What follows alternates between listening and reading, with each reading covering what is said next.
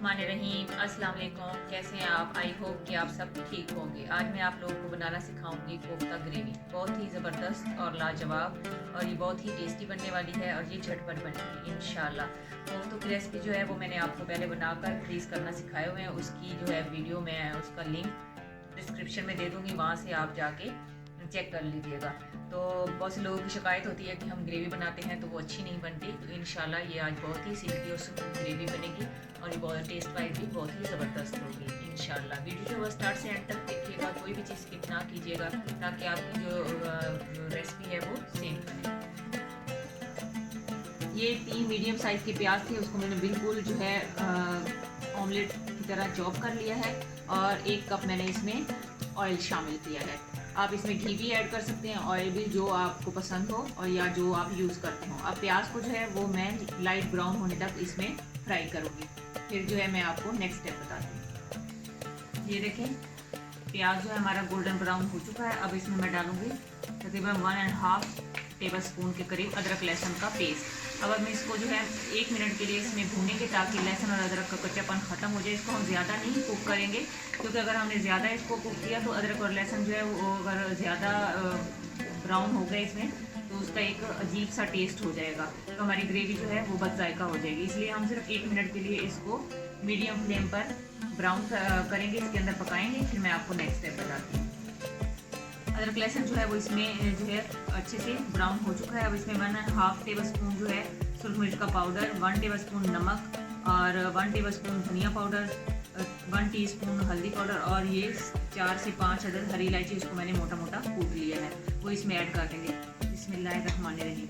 Spices जो है वो अपने अकॉर्डिंग टू टेस्ट आप कम या ज़्यादा भी कर सकते हैं, लेकिन हमने यहाँ पे सिर्फ ग्रेवी के हिसाब से डालने, क्योंकि कोफ्तों में तो ऑलरेडी पहले से सारे स्पाइसेस जो हैं वो डले हुए हैं, तो इसलिए आपने ध्यान रखना है कि बहुत ज़्यादा स्पाइसेस ना इसमें ऐड कर दें। अब साथ ही मैं इसमें डाल दूँगी टमाटर। ये मेरे पास 3 है टमाटर, इसका मैंने छिलका रिमूव कर लिया है। बिस्मिल्लाहिर्रहमानिर्रहीम।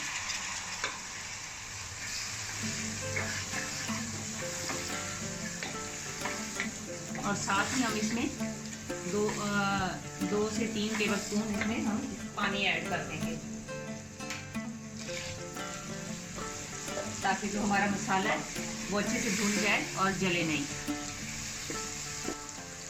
जी। अब हम इसको तकरीबन 1 मिनट के लिए मसाले को भूनेंगे ताकि हमारे जो टमाटर हैं वो अच्छे से सॉफ्ट हो जाए।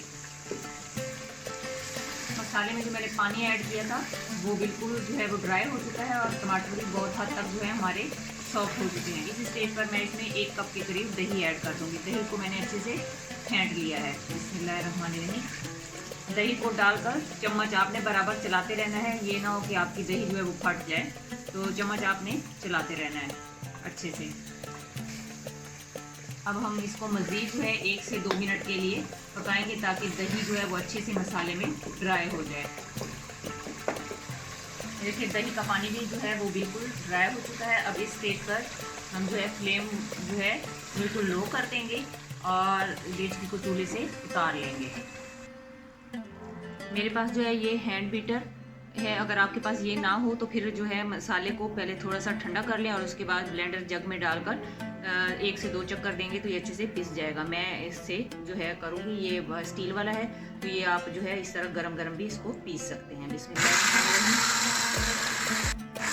बहुत एहतियात के साथ आपने पीसना है क्योंकि इससे छींटे उड़ रही हैं और ये बहुत गर्म है, तो कहीं आपके हाथ ना जल जाए। ये देखिए मसाला जो अच्छे से पिस चुका है, तो इस स्टेज पे जो है ये बहुत ज़्यादा छींटे जो हैं इसकी उड़ेंगी। बहुत ही एहतियात के साथ आपने बराबर इसमें चम्मच चलाना है ताकि छींटे जो हैं वो उड़कर आपके हाथ पर ना आए। तो हम इसको मज़ीद जो है 1 से 2 मिनट अच्छे से कुक करेंगे इस तरह से चम्मच चलाते हुए। ये तकरीबन 1 से 2 मिनट हो चुके हैं। ये देख रहे हैं आप ग्रेवी का जो ऑयल है वो इससे सेपरेट हो गया है, ऊपर आना शुरू हो गया है। तो इस स्टेज पर अभी ये बिल्कुल ड्राई नहीं हुई, लेकिन इस स्टेज पर जो है हम इसमें कोफ्ते जो है वो ऐड कर देंगे। बिस्मिल्लाहिर्रहमानिर्रहीम। इस तरह जो है एक एक करके आप इसमें असेंबल कर लीजिएगा बहुत ही एहतियात के साथ ताकि जो कोफ्ते हैं वो टूटे नहीं।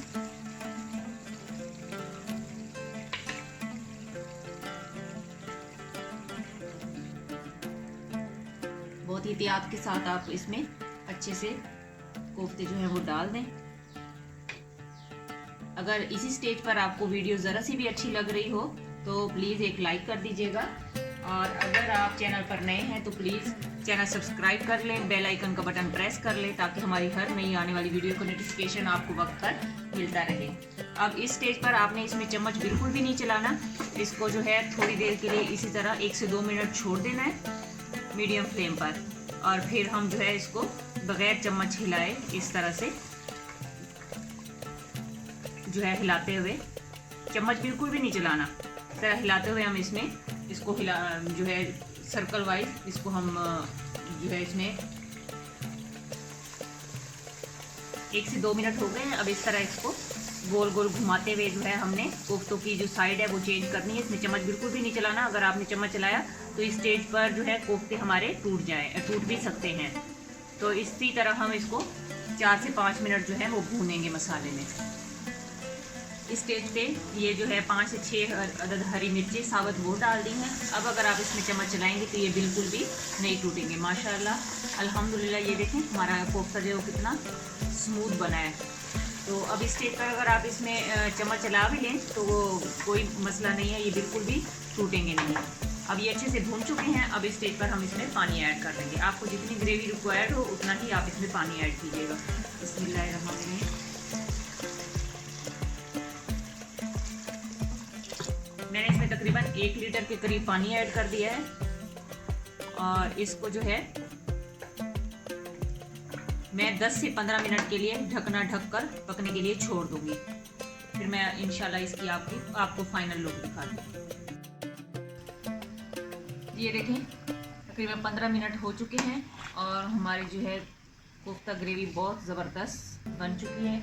मुझे इतनी ही थिकनेस चाहिए। अगर आप इससे कम मतलब ज़्यादा इसको थिक करना चाहते हैं तो थोड़ी देर और पका लें, और अगर इससे ज़्यादा आपको शोरबा चाहिए तो आप इसमें और ज़्यादा मतलब थोड़ा सा पानी और ऐड करके ग्रेवी और ज़्यादा बढ़ा भी सकते हैं।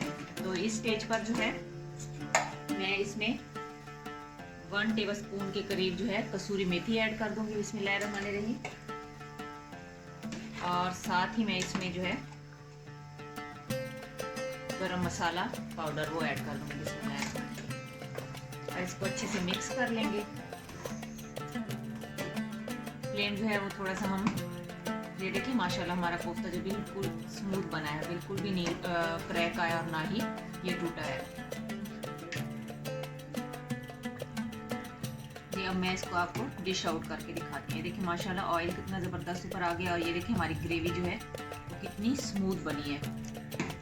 बिस्मिल्लाहिर्रहमानिर्रहीम। ये देखिए माशाल्लाह अल्हम्दुलिल्लाह हमारा सालन जो है बनकर रेडी हो चुका है। ये जितना देखने में टेस्टी लग रहा है खाने में उससे भी ज़्यादा टेस्टी है अल्हम्दुलिल्लाह। आप इसको तंदूर की रोटी के साथ, खमीरी रोटी के साथ, नान के साथ, पराठे के साथ जैसी मर्ज़ी खाएं और एंजॉय करें, और इंशाल्लाह आप सबको ये बहुत पसंद आने वाली है। जहाँ भी रहें खुश रहें, खुशियाँ बांटें, हंसते मुस्कुराते रहें। अल्लाह ताला हमारे मुल्क पर, हमारे घरों पर खुसूसी रहम और करम फरमाए। आमीन। अब मैं आप लोगों से इजाज़त चाहती हूँ। अल्लाह हाफिज़।